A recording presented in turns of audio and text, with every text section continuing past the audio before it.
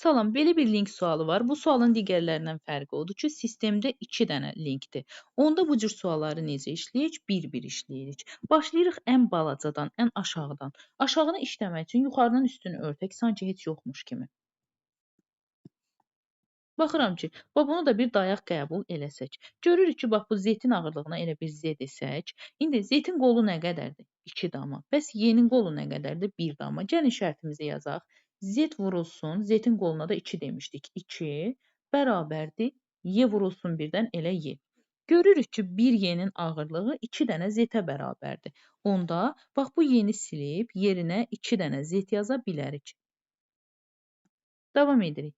Və görürəm ki, buradakı ipin gərilməsi nəyə bərabər olmuş olacaq? Aşağıdakı qüvvələrin cəminə.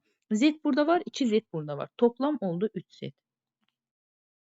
Vəssalam. İndi üstdəki linki açırıq. Artıq aşağıdakı linkdən aldığımızı aldıq və bunun üstünü örtürük. Da bu bizə lazım deyil. Davam eləyək. Yuxarıda. İndi gəlin yuxarıda şərtimizi yazaq. Bu x-in dayaqdan olan qolu nəyə bərabərdir? 1-ə.